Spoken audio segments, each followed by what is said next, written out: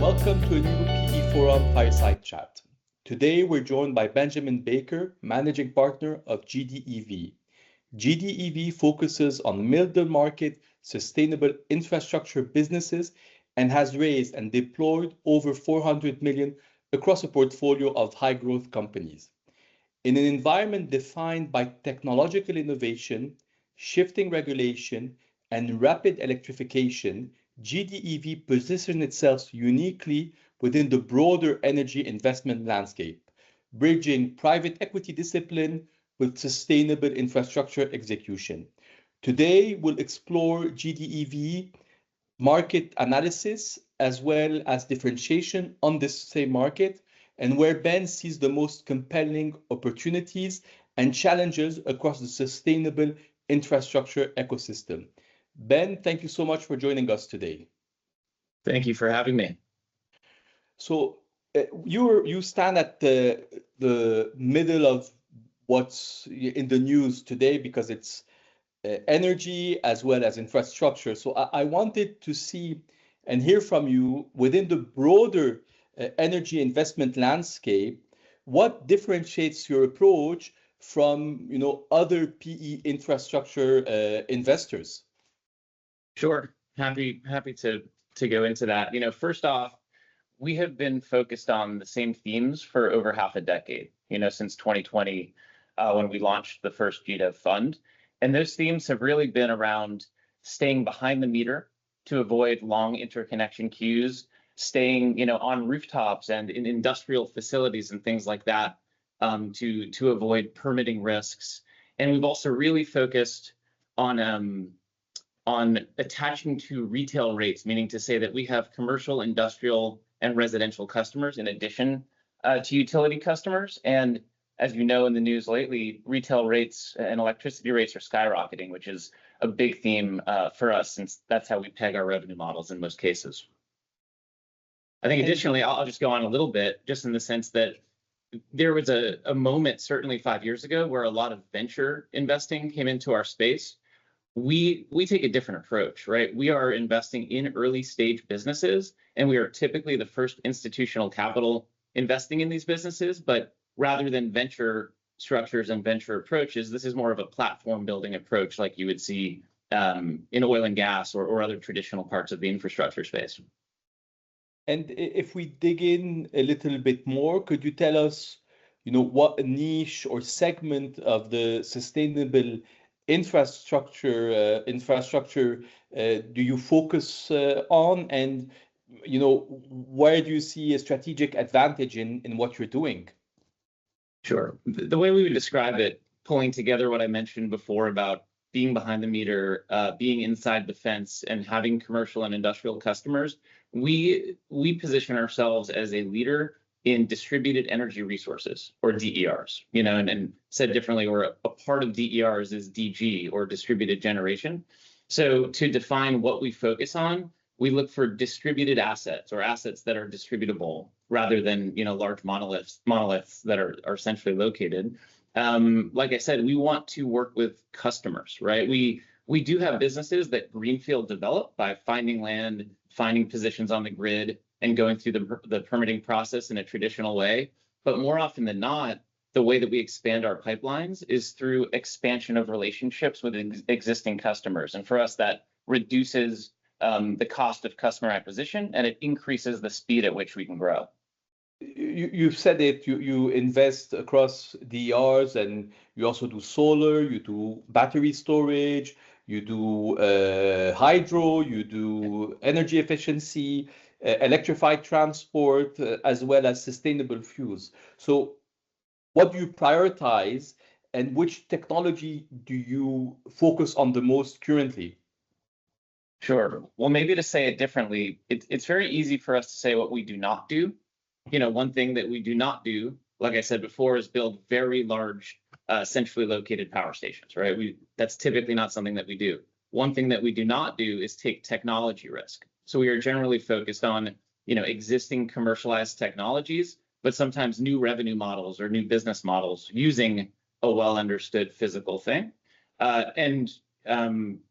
Inside of that, we also do not do premium products, right? We would not want to sell a good or a service at a premium to what someone could otherwise get from a more traditional asset or traditional source of power, right? And so that means that by definition, we should be focused on those assets and those technologies which can deliver electrons and grid stability the fastest and the cheapest.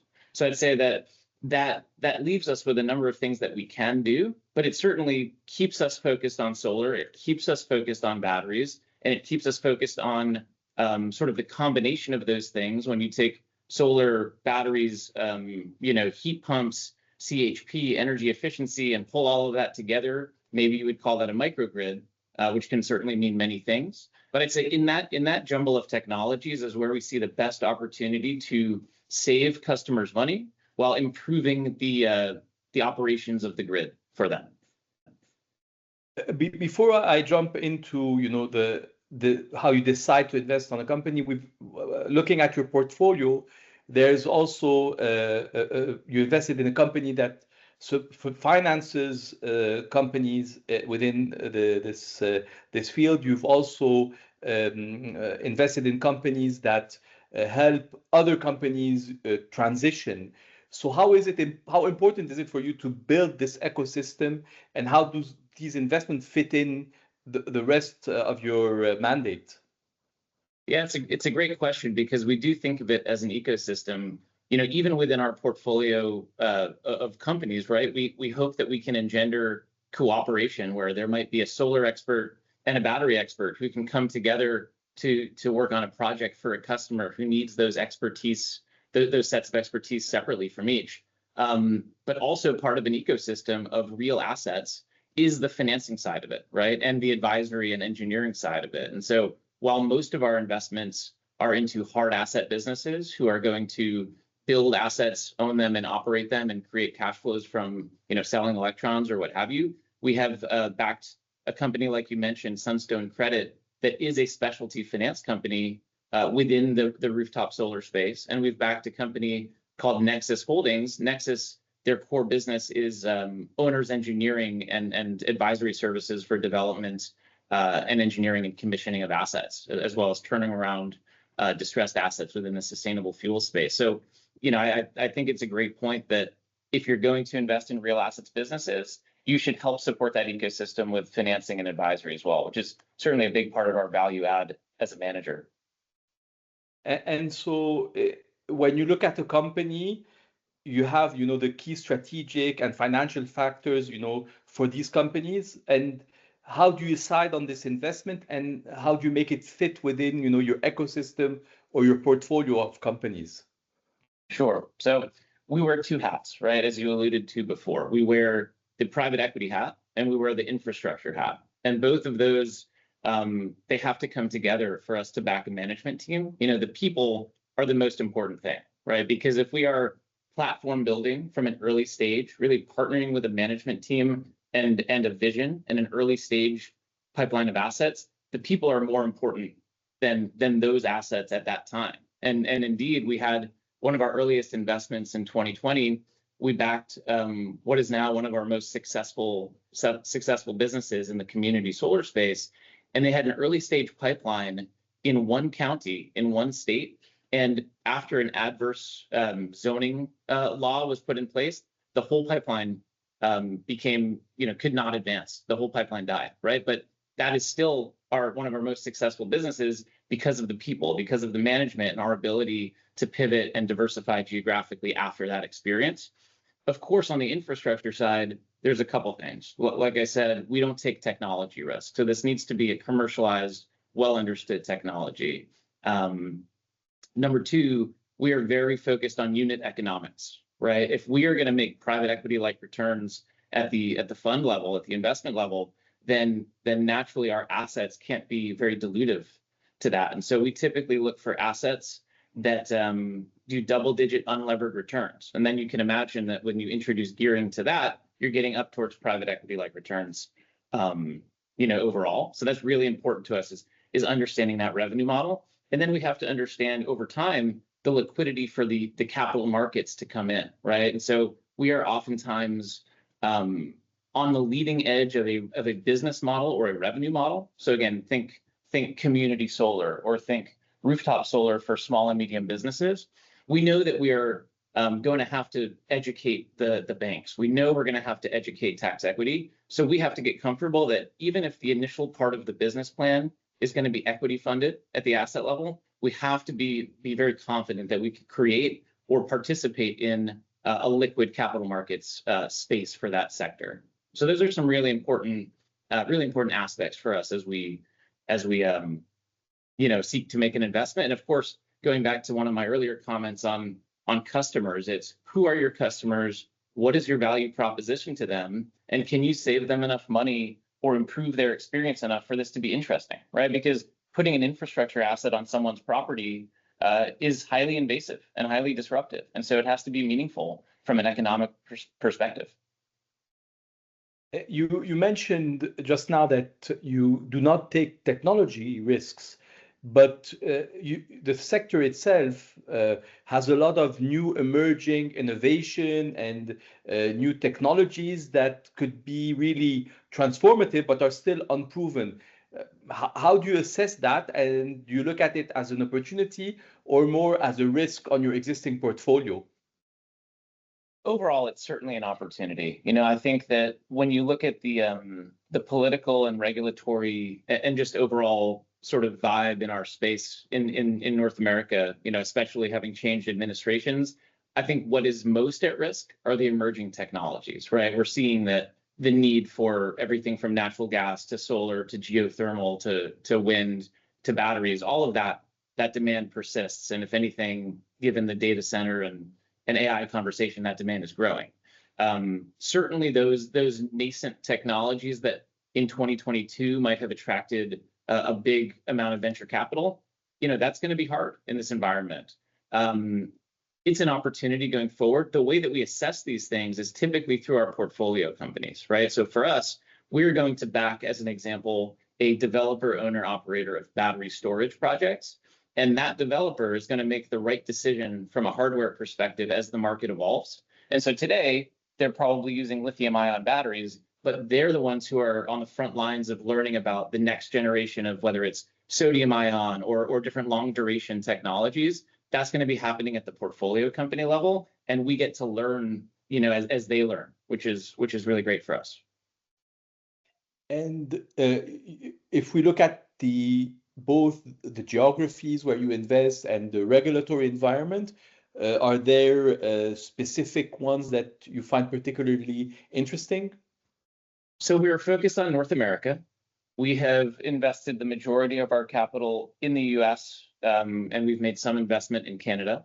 I think, first off, we have a significant portion of our LP base that's from Canada. We have a great network there. I think when we look at regulatory landscapes and general tailwinds, we see a lot of opportunity north of the border. And so I think you can expect us to expand our presence there over time. South of the border, we are in most states in the US, and oftentimes it's almost counterintuitive, right? A lot of our EV charging infrastructure, for example, is being installed in the Southeast because the Southeast, has low power prices, high gas prices, and it's warm. So those are actually great. It's a great environment for EVs, even if that's where the red states are. And so I'd say we are not geographically constrained. We can assess different technologies within each state, and there's probably something that we do that pencils in any state of the union. And so you've deployed above 400 million, across these high growth companies. What lessons within this specific domain that's kind of highly regulated and it's not an easy one have you learned from scaling these middle market sustainable infrastructure businesses? Sure. I think on the positive side, the themes that we focused on, the technologies and sectors that we focused on, we've been right in most cases about those themes. What's been hardest, and I think the biggest lesson learned, which is also a result of just a change in the market, is if you're building a growth stage infrastructure company, you're going to need a lot more capital for CapEx than you think you do.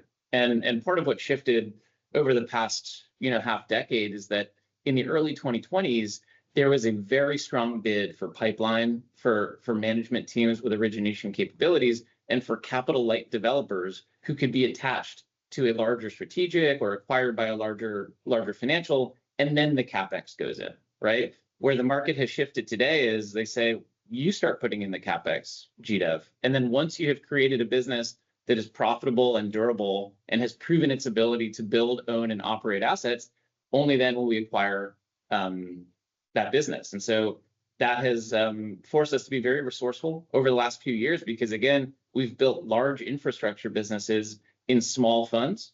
And, to accomplish our goals now, we have, worked with our LPs, we've worked with JV partners, we've worked with holdco lenders, we've worked with off-balance sheet arrangements with other infrastructure investors. And by being creative, we've gotten to that point. But I think you can expect certainly our program to scale up from an AUM perspective as we go forward, given that lesson learned. If we look at infrastructure, usually these are long-term investments. It's not an easy domain. Does that impact also, the exit horizon? Because sometimes you mentioned you're the first institutional check. Does that impact, the length of the time where you stay invested and your scenarios for exits? It's a good question. I think if you asked us at the beginning of this decade, we would think that there would be an asymmetric possibility that we would exit sooner than we think. I think that now, as we've gone through the last few years of supply chain issues, rates, regulatory, difficulties, all of that makes us think, well, we might exit in 3 years, we might exit in 8 years. It's really hard to know.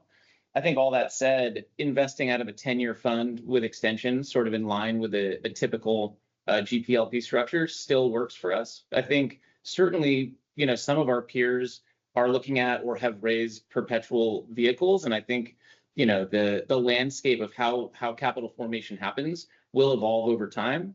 But for now, if we can invest within the first few years of our fund's life, we're fine.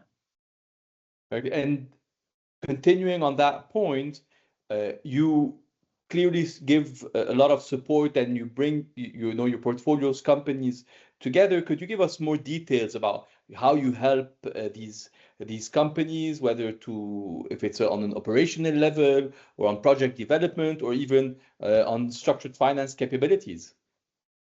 Yeah, great question. We're very hands-on, probably sometimes to the chagrin of our management teams, although we work very closely and very well, with all of our portfolio companies. Every time we make an investment, there's a 100-day plan that comes after that. And of course, that's just a few months. And of course, we have several years to work together. But the beginning of any successful business is about institutionalization and making sure you have the right processes in place so that when you do scale and as that throughput accelerates, the system works, right? So we do a lot of work building the pipes, building the systems of an institutional grade company.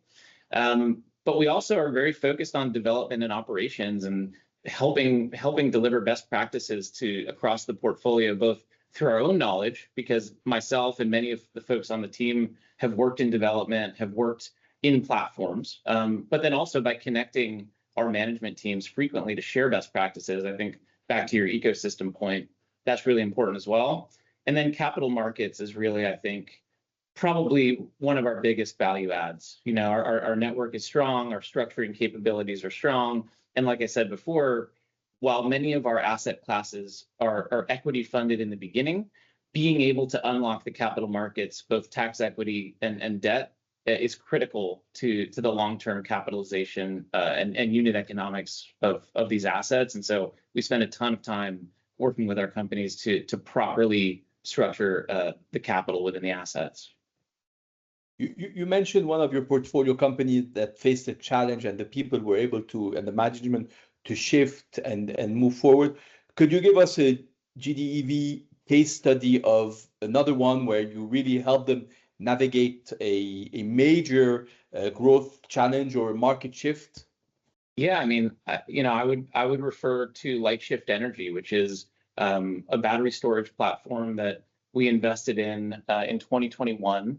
They are focused on partnering with municipal and cooperative utilities to help them save money on their demand charges across the U.S. Big focus on the Northeast and PJM, and also a great position in MISO. And going back to my comments about what kind of capital a business needs.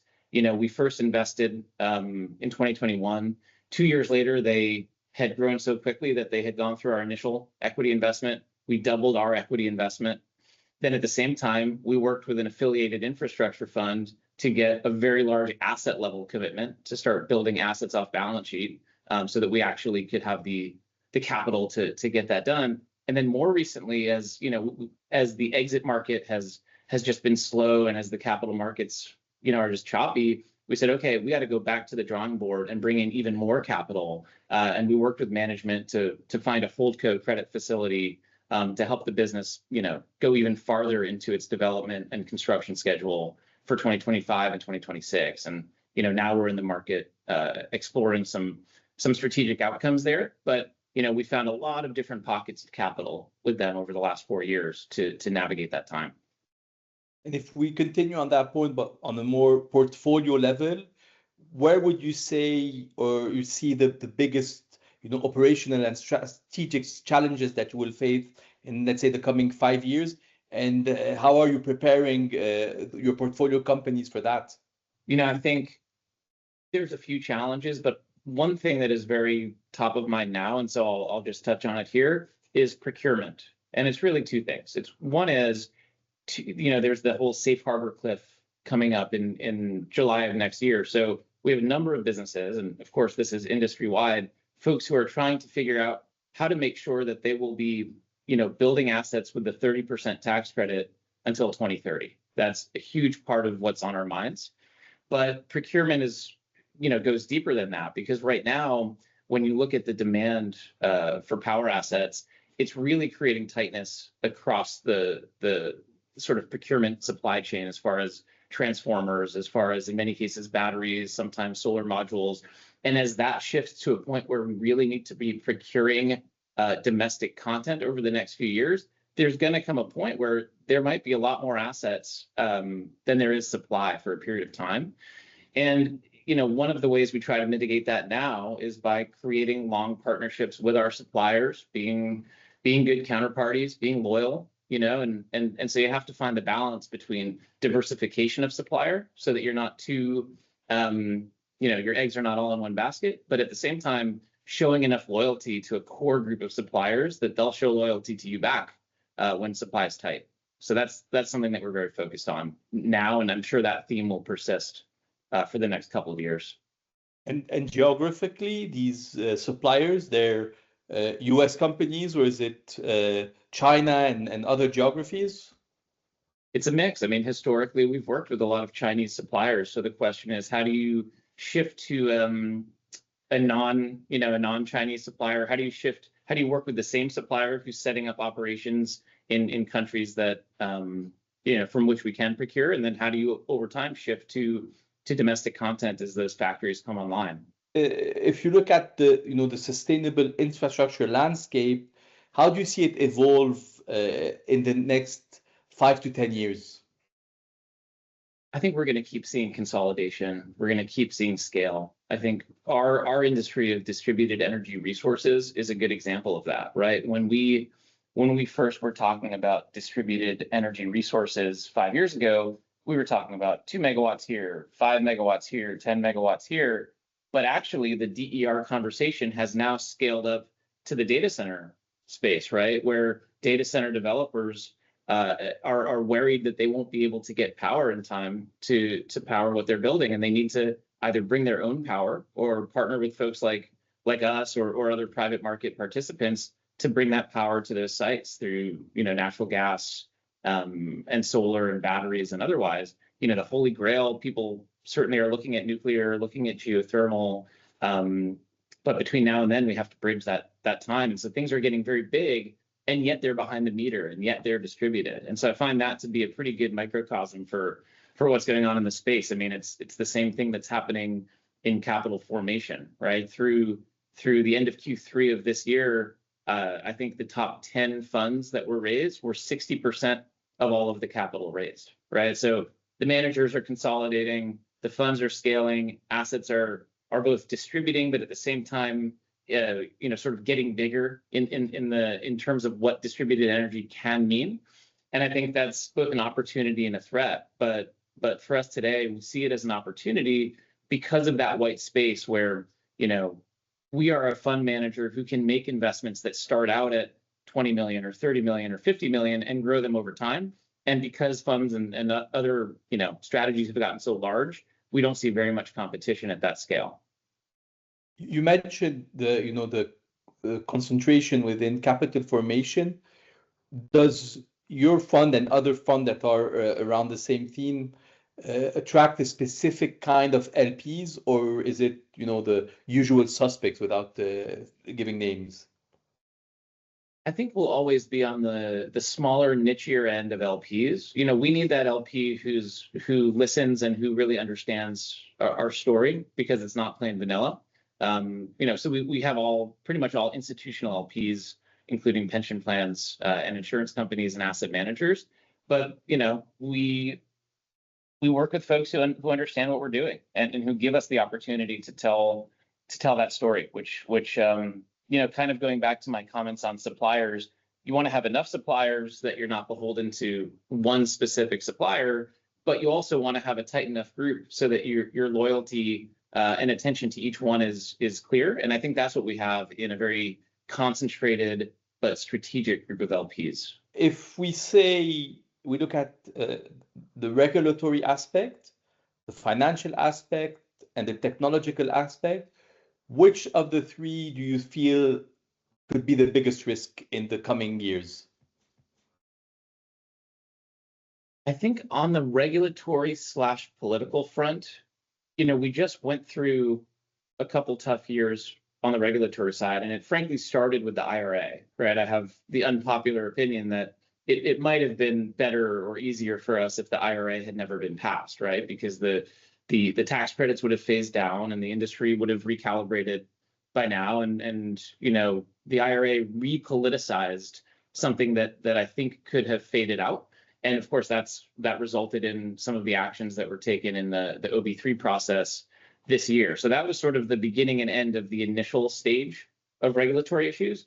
But now, because of what happened in the OB3, what you're seeing is what we've seen and what we expect to keep seeing are electricity prices rising very quickly, right? Which, again, for our revenue models is, can be a positive thing because it's pushing our top line up. But who's actually paying these utility bills? It's ratepayers, right? And I think we're going to get to a breaking point where, either the ratepayers are not going to want to pay their utility bills, or there's going to have to be some other form of subsidy or price cap or intervention that could cause great harm either to utilities or the businesses who use their services. So I'm not sure where that heads, but I do think that the inevitable sort of political football of electricity prices is going to be the next thing that we deal with in the next couple of years. So we looked at the risk, and now if we look at the opportunities, whether it's in electrification or energy efficiency mandates or low carbon fuel adoption, how are you positioning yourself to grab them? I think the opportunity here is that we have been forced back, not in a bad way necessarily, to an all of the above thought process about energy, right? And frankly, I think Europe was a much better example of how nuclear energy can power a country, right? It's sort of a shame that in the US we were never able to get there. And so I think the resurrection and repowering of nuclear facilities is great, in my estimation. I think that the attention on geothermal, which people talk about as that great bipartisan technology because it involves both sort of drilling and wildcatting, but also creating carbon-free electricity. I think that's a great part of the conversation as well. And then, of course, bringing natural gas sort of back into the energy transition, it's an important part of it. We can't have baseload power without it. And so again, I think those three things are an opportunity because they had sort of been ignored or shut out of the power conversation for the last several years, and I'm happy to see them back in. If we look at the energy mix, of the US or other Western economies, do you expect it to shift drastically in the coming years? Or will there be a falling off the cliff for, let's say, fossil fuels in a few years? Is this something that you would expect?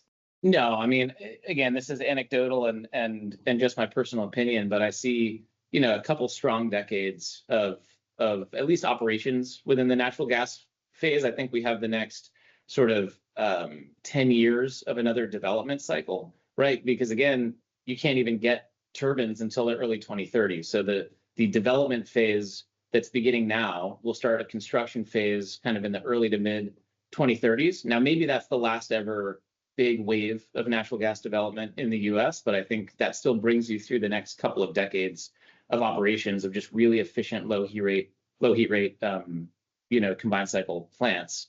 At the same time, though, solar and batteries are oftentimes the cheapest power that you can build. And so I hope that we stay with this all of the above approach to continue just putting the cheapest, fastest electron on the grid whenever we can. And sometimes that will be gas, sometimes that will be solar.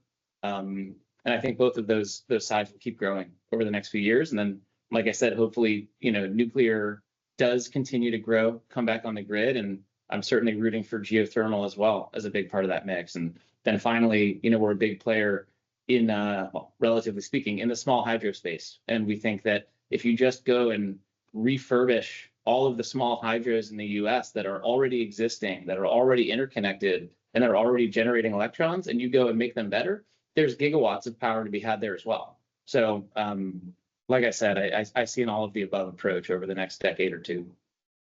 What's your least favorite renewable energy source, if you can say it, if you're allowed to say it? Well, not to sound Trumpian, and it's again only a personal opinion, but the only thing I didn't really mention in that list is wind. I don't have any personal animus against it, and frankly, one of the reasons we've never invested in wind is frankly the scale, right? I mean, we are raising smaller funds, and wind just really does not descale. It just really doesn't distribute. So I think that's the main reason we haven't invested in it. And so again, I'd say that's the one where, for me, certainly on the offshore side, I agree that if it's not economic, don't build it. And on the onshore side, there's probably better ways to generate power now via solar. And so you back early stage companies. You made a reference around VCs. We've noticed that some of the VCs, as their funds grow and the firm grows, they're moving away from pure VC play and going more to the growth and PE. Is this something for your next phase of growth that you could foresee? I think it's kind of, in general, what we do, right? I mean, we are not a VC firm, but again, we build up companies. But it's a lot easier to start out as an industry expert in the development of assets, the operations of them, and project finance, and then layer on top of that the ability to find the right management teams and help them build platforms around these assets. It's a lot easier to go in that direction than to start out as a venture investor or a private equity investor and learn our space, right? And that's also partly what constricts our LP base. Going back to that question, is we are in a sense a private equity business or a value add infrastructure business, but really the LPs who understand us are those who understand project finance and infrastructure, right? And so again, I think the right way to invest in this space is to start out by knowing infrastructure and then sort of broaden that to work with management teams who can build platforms around it. You mentioned several times nuclear energy. How would you see it fit within your next phase? It may or may not. Even the smallest SMRs are multi-billion-dollar assets, and so it could be that we don't invest in those assets, that we can't build a platform around it. But where we might look, when there's an asset class that we want exposure to, but it's too big, then we'll look to the services or the products, right? And so it could be that we can identify a services business that knows a very specific thing about managing or operating part of that supply chain or that value chain. Maybe that's where we would participate. Do you measure, your broader impact on the industry beyond financial returns? I mean, like decarbonization or technology adoption. Is this something that you measure? For sure. Since the earliest days, we put in place, sort of in partnership with our anchor LPs, we put in place impact and ESG policies. Those policies inform how we underwrite businesses. We do quarterly reporting that lens. And again, that goes, through the gamut. It's carbon, but it's also social engagement and community impact, and all those other things that are not quantitative. I'd say in the end, the most fundamental impact that we have when you're thinking about environmental is that development is creating an incremental asset, right? We don't finance or bring capital to assets that would otherwise exist without us. And these assets only come to exist because our capital spurs, allows our management teams to come up with these ideas and bring to life infrastructure assets that would never have otherwise existed. And so it's that incrementalism that is really our biggest impact.